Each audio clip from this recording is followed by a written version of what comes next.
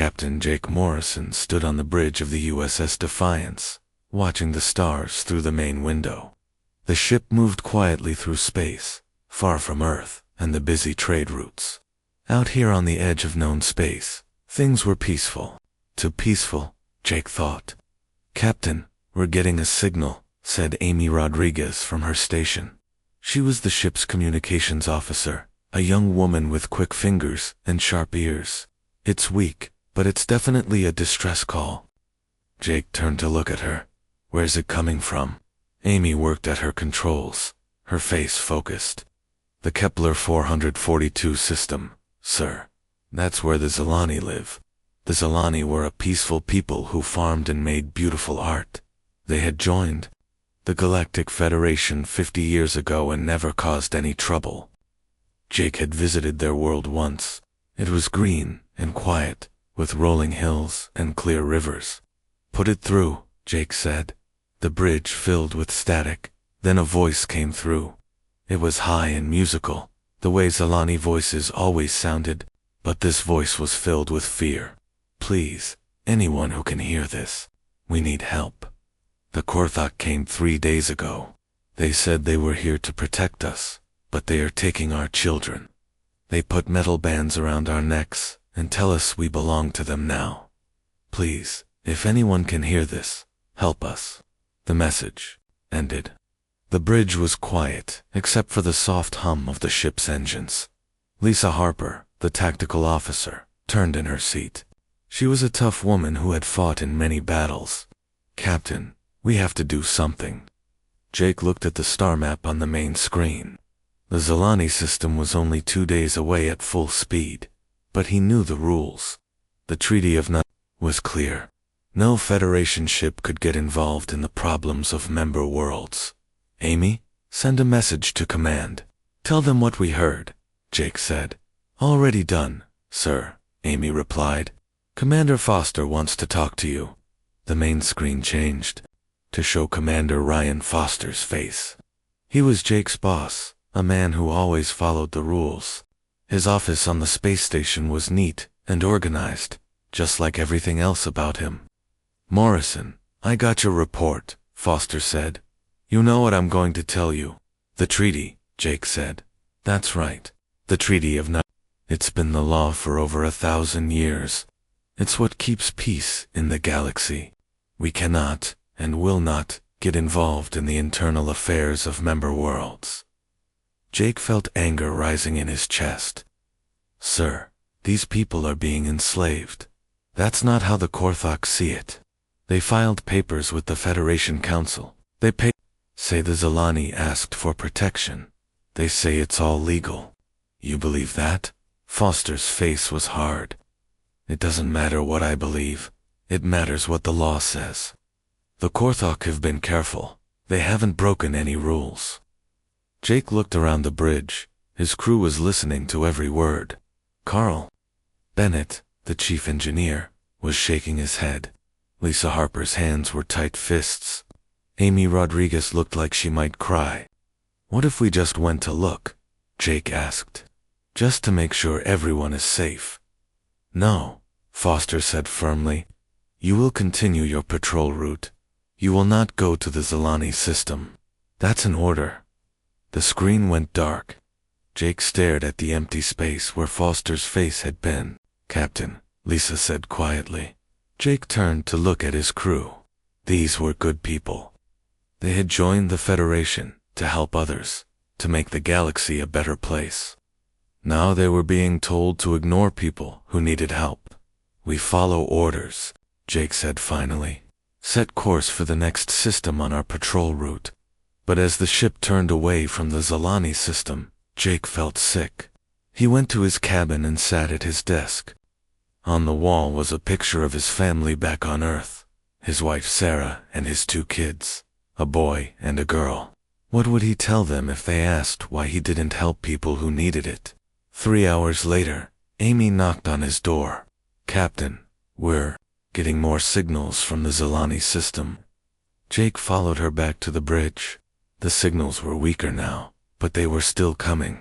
Stories of families being torn apart, children being taken away. Adults being forced to work in mines and factories. There's something else, Amy said. I've been listening to Korthok communications.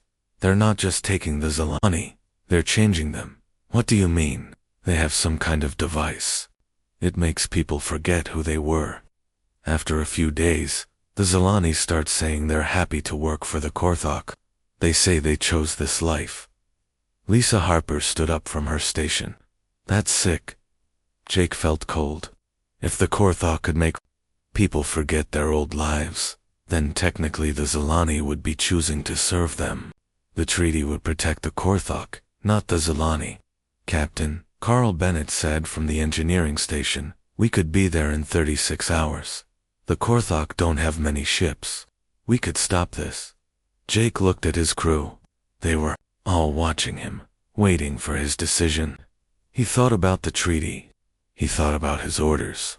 He thought about the Zilani children being taken from their families. No, he said finally. We follow our orders. We stay on patrol. The bridge was quiet. Jake could feel his crew's disappointment. He felt it too, like a heavy weight in his chest. That night, Jake couldn't sleep. He kept thinking about the Zilani voices, so full of fear and hope. They had called for help, and the Federation had turned away. He wondered if this was what peace really meant. If keeping the peace meant letting the strong hurt the weak. Got up and walked to the window of his cabin. The stars looked the same as always, cold and distant. But somewhere out there, people were suffering, and he was sailing away from them, following orders that felt more wrong with every passing hour. The Treaty of Non-Interference had kept peace for 1,000 years, but Jake was beginning to wonder what that peace had cost. Admiral Kate Sullivan sat in her office on Earth, reading Captain Morrison's report for the 3rd time. The words made her angry, but she had to stay calm. Her job was to protect humanity's interests in the galaxy, and that meant being smart about when to fight. Admiral, her aide said, walking into the office. President Brooks is here. President Helen Brooks came in with Paul Carter, the defense secretary. Helen was a strong woman who had led her through many hard times. Paul was a former soldier who understood the cost of war. Kate, we need to talk about this Zilani situation, Helen said. Sitting down, Kate nodded. I've been looking at the reports.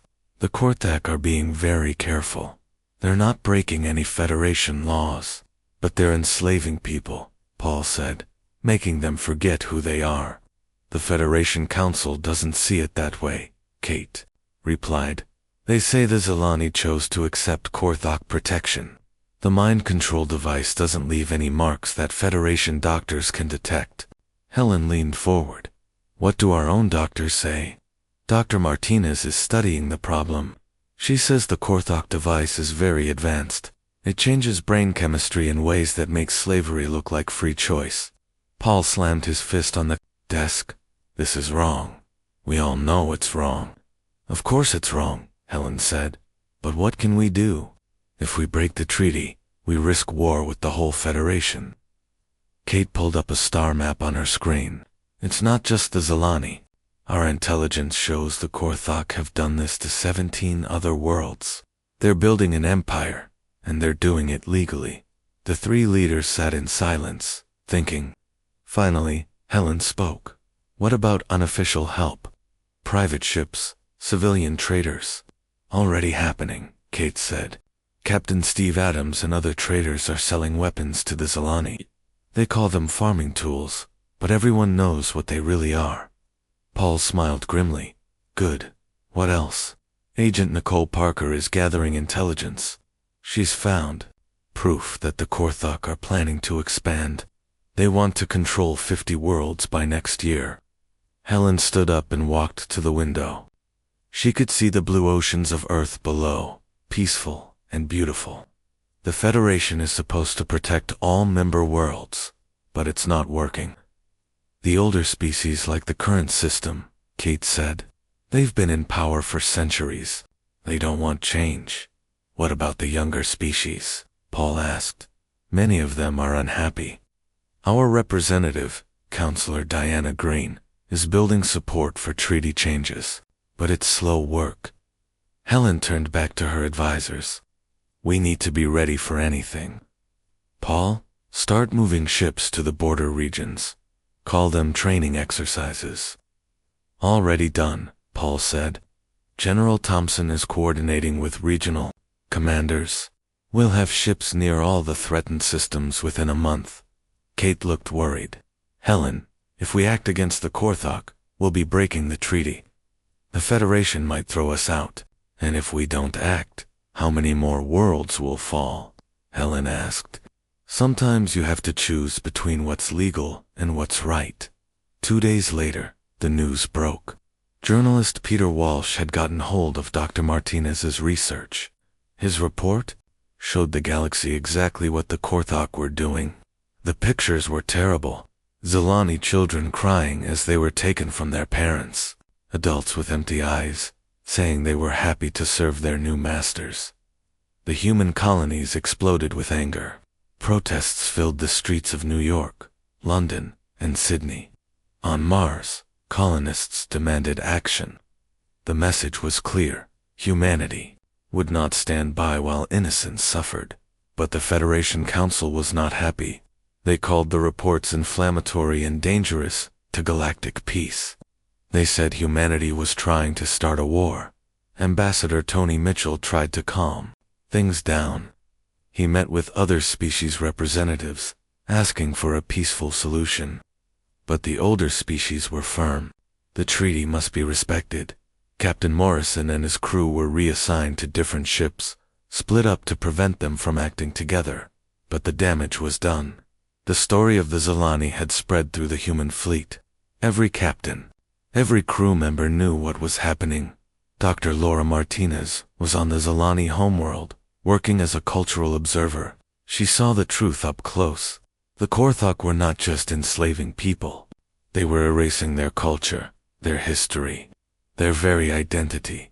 She sent secret messages to Earth through the underground network. The situation was getting worse. The Korthok were bringing in more ships, more soldiers. Soon the Zilani would be completely under their control. On Earth, President Brooks met with her cabinet. The room was tense. Everyone knew a decision was coming. The Korthok have crossed a line, Helen said. They're not just conquering worlds. They're destroying entire peoples. The Federation won't act, Paul said. They're too afraid of breaking their precious treaty. Then we act alone, Helen said simply. Kate leaned forward. Helen, think about this. If we attack the Korthok, we'll be starting a war. Other species might join against us. And if we don't act, we'll be accomplices too. Genocide, Helen replied. I won't let that happen. The meeting was interrupted by urgent news. The Korthok had attacked another world, the Therians. These were peaceful people, known for their art and wisdom. They had formally asked the Federation for help. The Federation Council's response was the same as always. They would investigate. They would form committees. They would do nothing. That night, Helen Brooks went on television to address the human race. Her words were simple, but powerful. My fellow humans, we face a choice. We can follow rules that protect the guilty, or we can follow our hearts that cry for justice. The Treaty of Non-Interference has kept peace, but it has also kept us from helping those who need it most. She paused, looking directly into the camera. The Korthok enslaved children. They erase minds. They destroy cultures. The Federation says this is legal. I say it is evil. The response was immediate. Across human space, people rallied behind their president. Ships that had been on training exercises moved toward the border. Weapons factories increased production. The human military prepared for war. But Helen made one thing clear. We are not leaving the Federation. We are not breaking our alliance with peaceful species. We are simply saying that some laws are too unjust to follow. In the Federation Council, the debate was fierce. Some species supported humanity's stance. Others demanded punishment for breaking the treaty. But everyone knew that humanity was the Federation's strongest military power. A war with humans would be costly. Counselor Diana Green spoke for humanity. We are not asking for the right to conquer. We are asking for the duty to protect. The treaty has become a shield for the strong and a chain for the weak. The council voted. The result was close, but the old system won. The treaty would stand. Humanity would be punished if they interfered. That night, Helen Brooks made her final decision. She called Admiral Sullivan, General Thompson, and Paul Carter to her office. The Federation has chosen law over justice, she said. Now we must choose between our duty to the Federation and our duty to humanity. The three military leaders looked at each other. They had been soldiers all their lives. They knew the cost of war. But they also knew the cost of doing nothing. What are your orders, Madam President? Admiral Sullivan asked. Helen looked out at the stars. Somewhere out there, people were suffering. Children were being taken from their parents.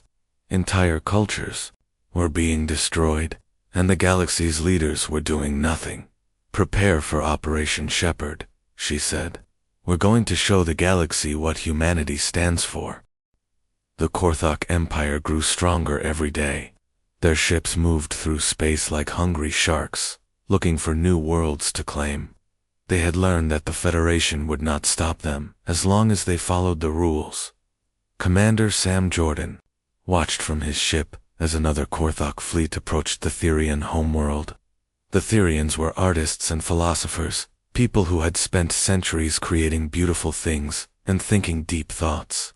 They had no weapons, no armies. They believed in peace and wisdom. Sir, the Therians are asking for help again, said his communications officer. Sam clenched his fists. He had been ordered to observe and report, nothing more. But watching was becoming harder each day. The Korthok would land on the Therian world, and within weeks, the greatest minds in the galaxy would become slaves. Send another message to command, Sam said. Tell them the Korthok are using their new brainwashing device. The device was worse than anyone had imagined. Dr. Martinez had managed to study it from hidden recordings. It didn't just make people forget their old lives. It made them truly believe they had chosen to serve the Korthok. Even medical scans would show genuine happiness and contentment on Earth. General Mike Thompson was preparing for what President Brooks called training exercises. Ships like the USS Liberator under Captain Tom Bradley were moving toward the border regions. The USS Freedom under Captain Anna Davis was already near the Zalani system, but they were still just watching, still following orders, still letting innocent people suffer. The breaking point came on a Tuesday morning. Earth time, Dr. Chris Evans ran a medical station in neutral space, halfway between Earth and the Korthak Empire. His job was to treat refugees and provide emergency medical care to anyone who needed it. He had nurses Kelly Wright and Jason Moore helping him, along with a dozen other medical staff. The station was small and peaceful. It had no weapons, no military purpose. Everyone in the galaxy knew it was a place of healing. That morning, 3 Korthok warships surrounded the station. Medical Station Hope. This is Korthok, Commander Vex, came the harsh voice over the radio. You are harboring criminals.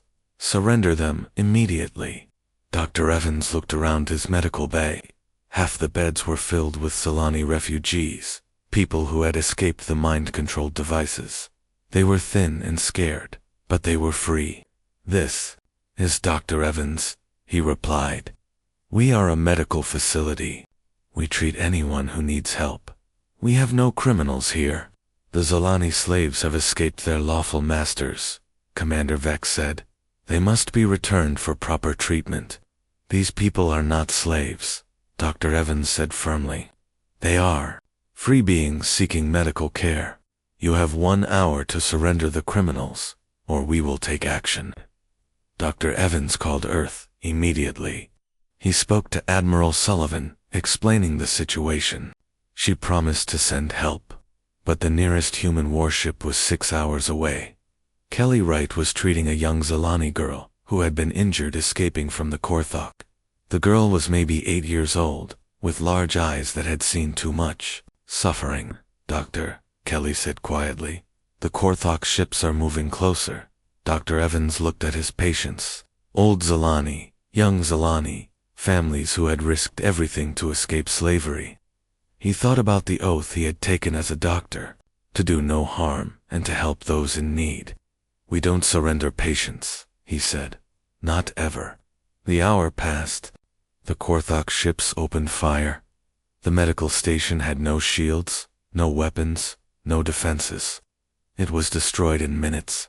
Dr. Evans died trying to protect his patients. Kelly Wright died holding the hand of the little Zalani girl. Jason Moore died, calling for help on the radio. When the human rescue ship arrived, they found only wreckage and bodies floating in space. 37 people had died. 28 of them were Zalani refugees. 9 were human medical staff. The news reached Earth within hours. The pictures were terrible. The burning wreckage of the medical station, the bodies of doctors and nurses who had died trying to help others, the little Zalani girl, still holding Kelly Wright's hand. The Federation Council met in emergency session. They discussed the incident for hours. Finally, they issued a statement. They expressed regret for the loss of life. They promised to investigate the incident. They said the Korthak had acted within their legal rights to reclaim their property. President Brooks read the statement in her office. Admiral Sullivan and General Thompson were with her. Paul Carter was there too, along with other cabinet members. Property, Helen said quietly. They called those people property. The room was silent. Everyone had seen the pictures. Everyone knew what had really happened. Madam President, Admiral Sullivan said, "Our ships are ready. We can be at the Korthok homeworld in 3 days. The Federation will condemn us," Paul warned. "They might even declare war." Helen stood up and walked to the window. Outside, she could see protesters filling the streets. They carried pictures of Dr. Evans and his staff. They carried signs demanding justice. "The Federation condemned us when we stayed silent," Helen said. "They condemned us when we followed their rules. Now they've condemned us by calling murdered refugees property." She turned back to her advisors. The Treaty of Non-Interference was supposed to protect people. Instead, it's protecting monsters. General Thompson leaned forward. "What are your orders?" Helen looked at each of them. These were good people, trying to do the right thing in an impossible situation. They had spent their lives serving the Federation, believing in its ideals of peace and cooperation. "The Korthok brought the war to us," she said. "They made it our business when they murdered our people. We didn't choose this fight, but we're going to finish it." She activated the emergency communications system. Within minutes, she was speaking to every human in the galaxy. "My fellow humans, today we learned the true cost of peace. Dr. Chris Evans and his team died because they refused to surrender innocent people to slavery. The Federation calls this legal. I call it murder."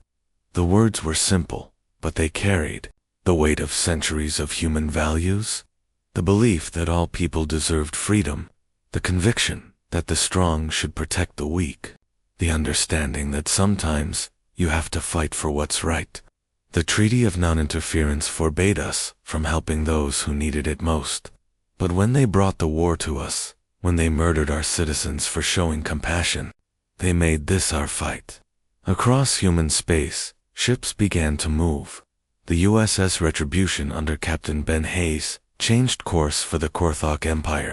The USS Vengeance under Captain Maria Santos followed. Dozens of other ships joined them. "We are not leaving the Federation," Helen continued. "We are not abandoning our allies, but we are withdrawing from the Treaty of Non-Interference. We choose to stand with the oppressed rather than the oppressor." The message was clear. Humanity would no longer stand by while innocents suffered. The age of passive observation was over. In the Federation Council, panic spread. Some species supported humanity's decision. Others demanded military action against the human rebels. But everyone knew that humanity was the Federation's strongest military power. The Korthok Empire was confident. They had been winning for years, and the Federation had always protected them. They prepared for a small police action against a few human ships. They had no idea what was coming. Captain Jake Morrison, now promoted to Admiral, stood on the bridge of the USS Defiance. His ship was leading a battle group toward the Korthok home system. After months of watching and waiting, he was finally going to act. Admiral Lisa Harper said from the tactical station, "We're getting signals from the Zalani system. The people, they are rising up. They're fighting back." Jake smiled grimly.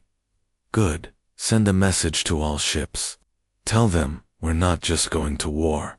We're going to show the galaxy what happens when you hurt innocent people." The human fleet moved through space like avenging angels. Behind them, the Federation Council argued and debated.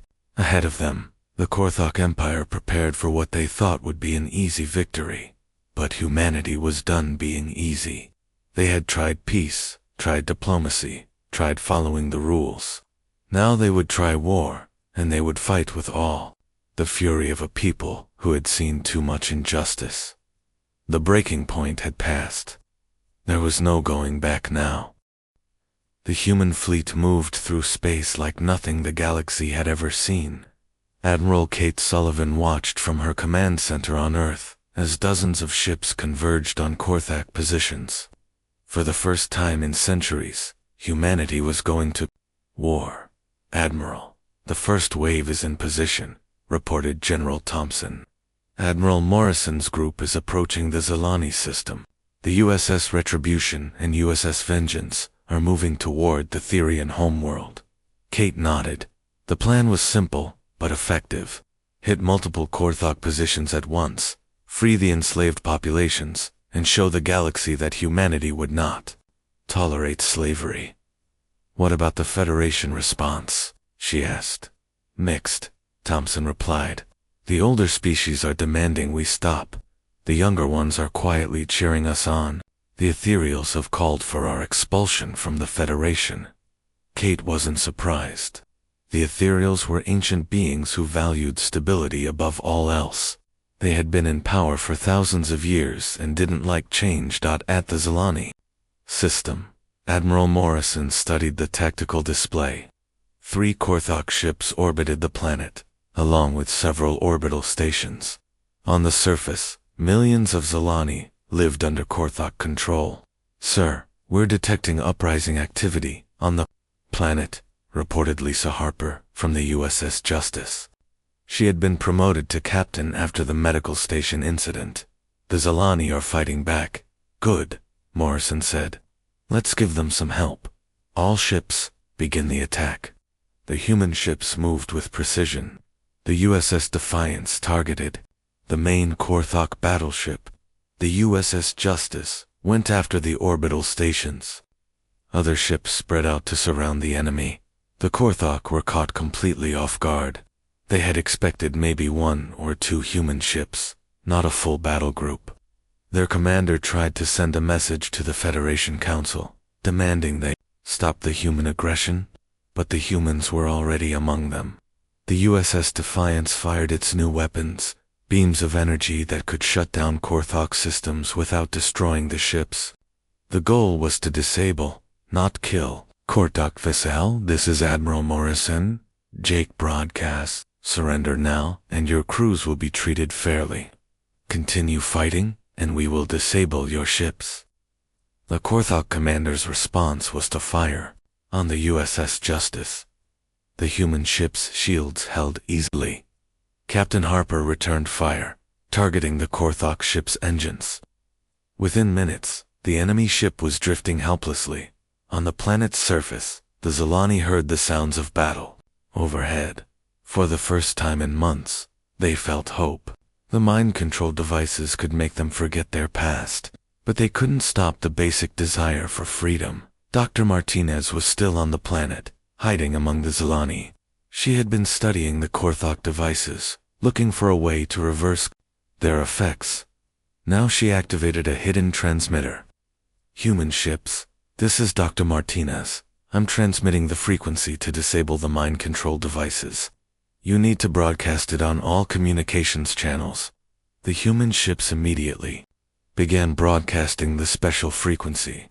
Across the planet, the Korthok devices began to malfunction. Zelani, who had been happy slaves, suddenly remembered who they really were. The results were immediate and dramatic.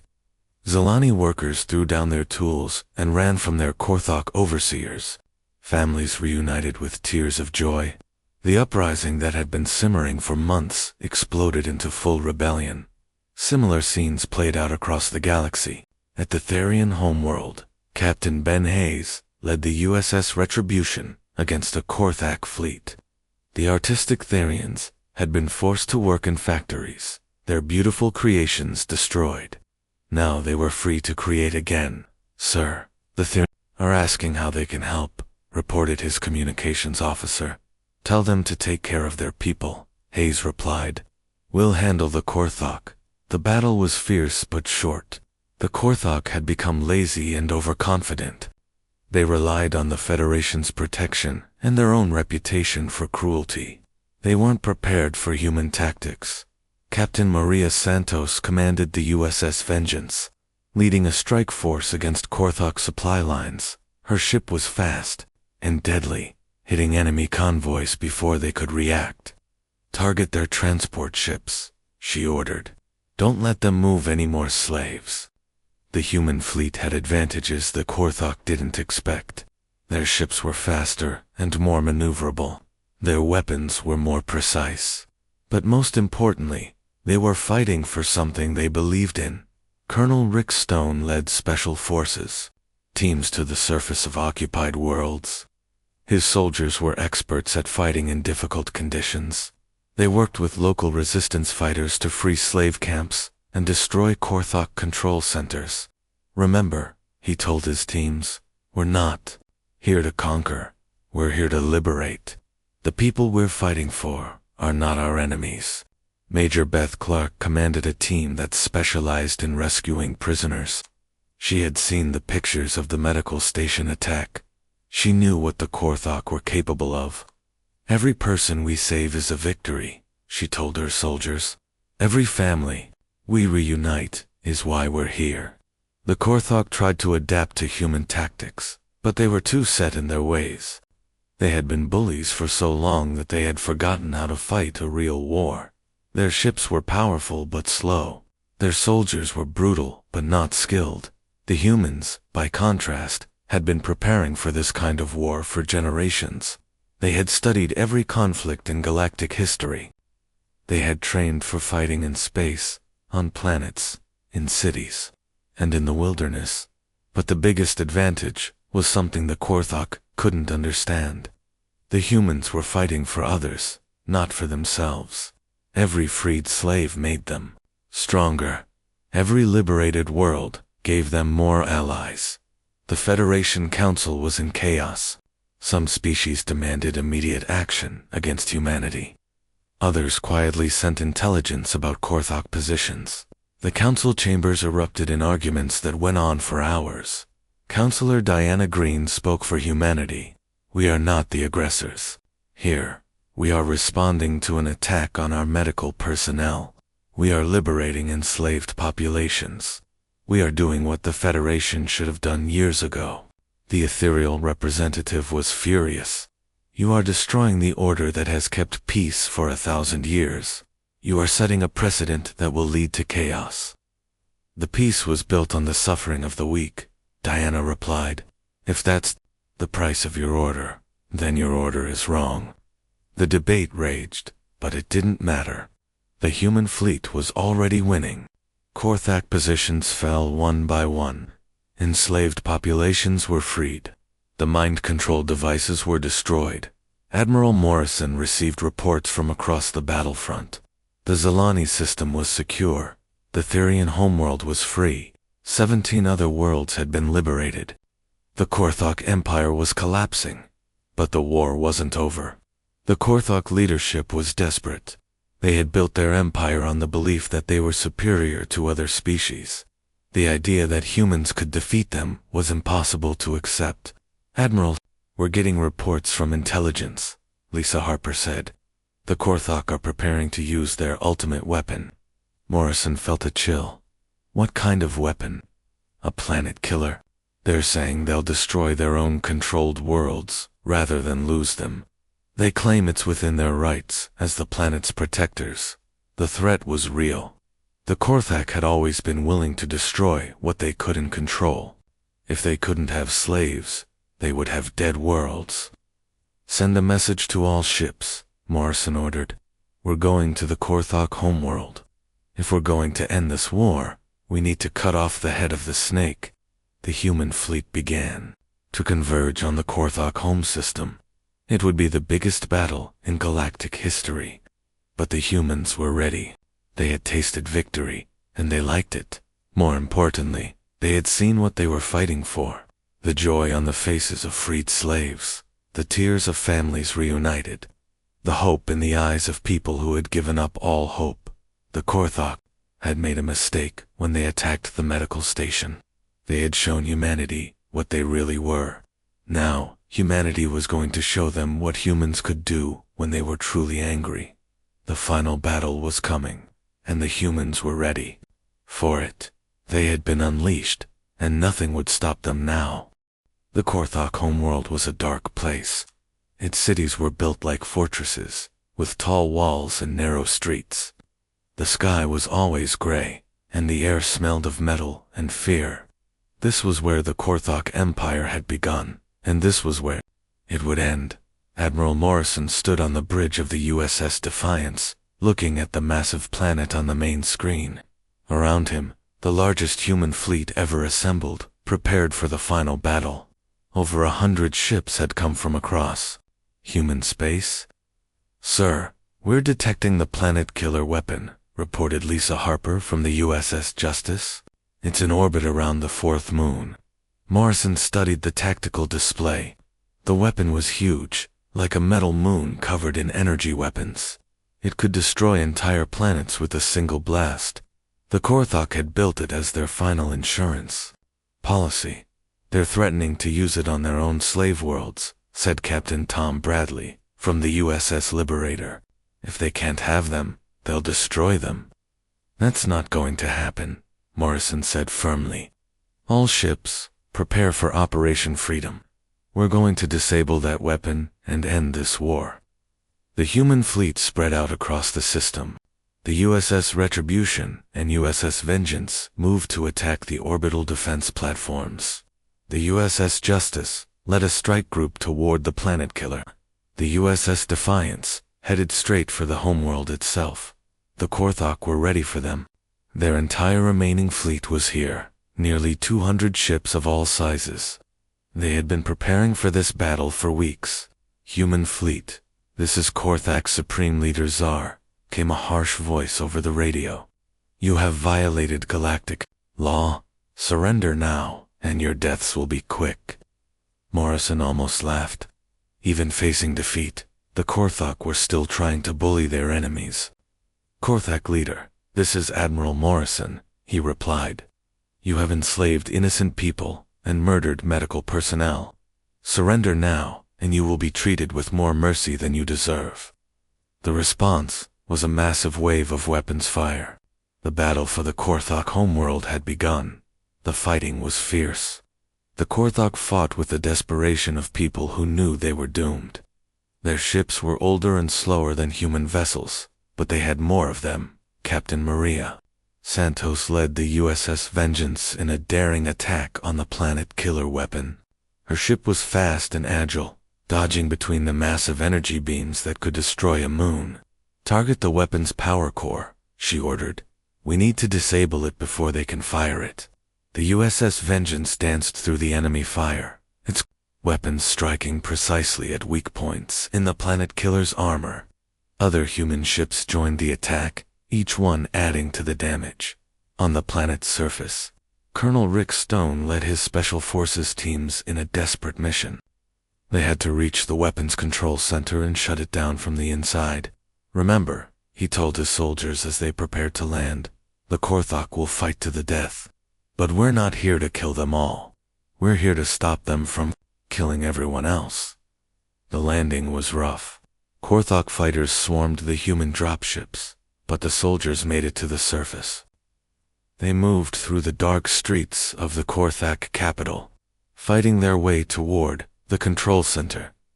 Major Beth Clark was with them, leading a team of technical specialists. They knew exactly what they were looking for. Dr. Martinez had studied Korthok technology for months, and she had given them the knowledge they needed. There, Beth pointed to a massive building that looked like a metal pyramid. That's where they control the planet killer. The battle for the control center was brutal. The Korthok guards were fanatic fighters who would rather die than surrender.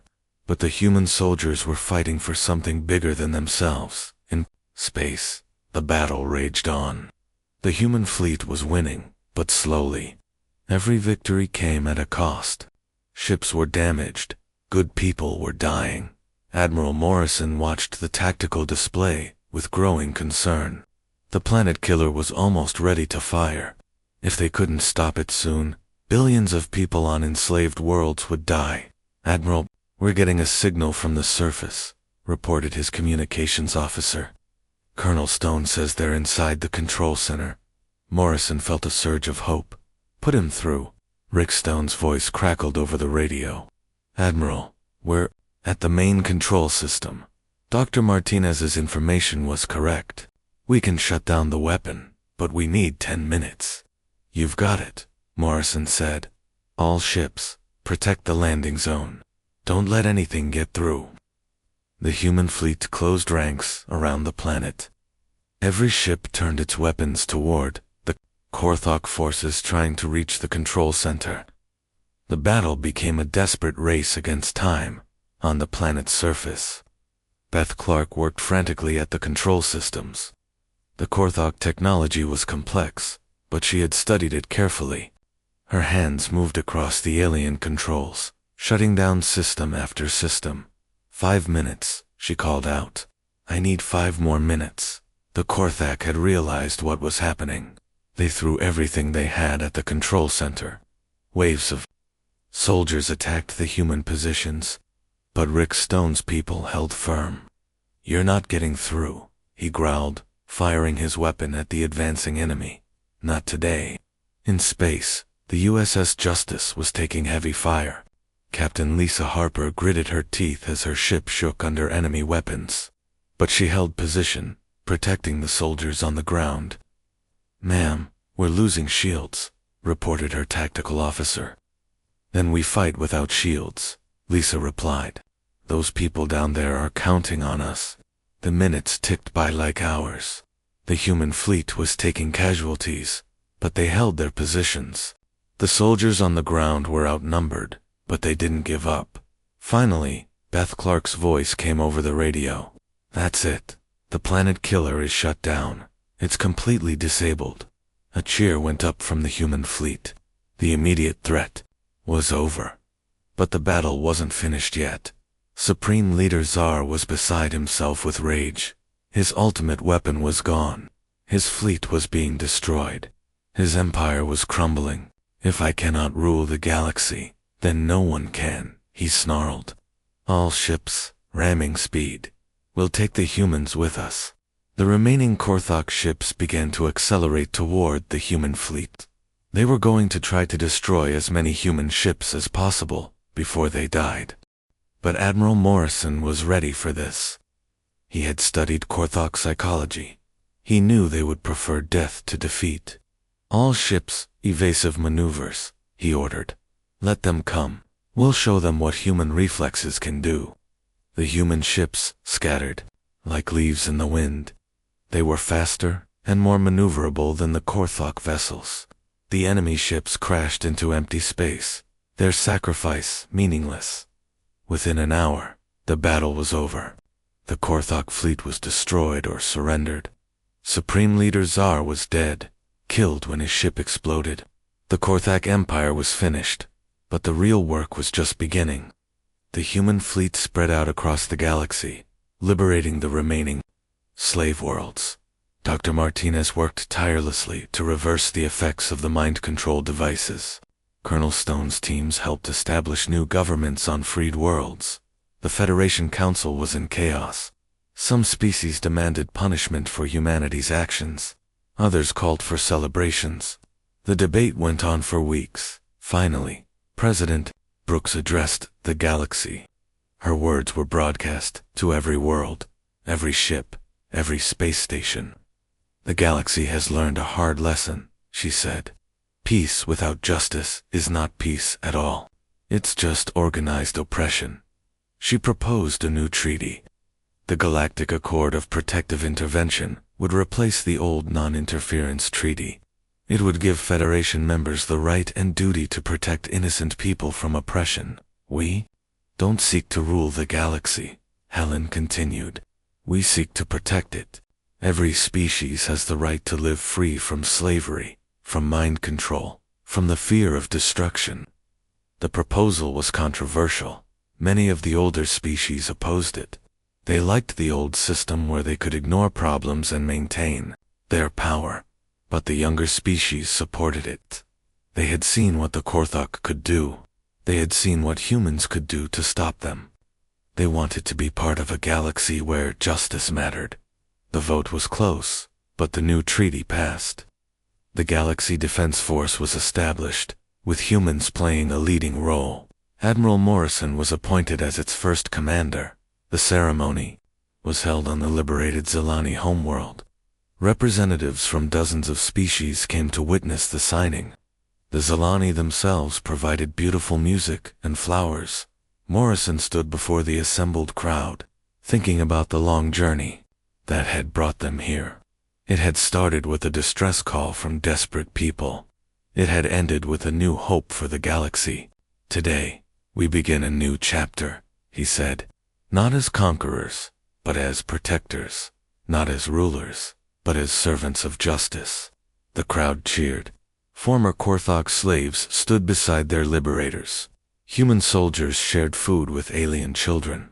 The galaxy had learned that sometimes the greatest kindness was the refusal to stand by and do nothing. 10 years later, the galaxy was a different place. The Defense Force had stopped 3 attempted genocides and liberated dozens of oppressed populations. The old system of ignoring problems was gone forever. Admiral Morrison, now retired, visited the memorial to Dr. Chris Evans and his medical team. Their sacrifice had started the chain of events that changed everything. Thank you, he said quietly to the memorial. You showed us what we were fighting for. The galaxy had learned that peace was not the absence of conflict. It was the presence of justice. And humanity had shown them that sometimes you had to fight for what was right. The stars looked the same as they always had, but now they shone on a galaxy where freedom mattered more than order, and justice mattered more than peace. It was a galaxy worth fighting for, and humanity had shown everyone how to do it.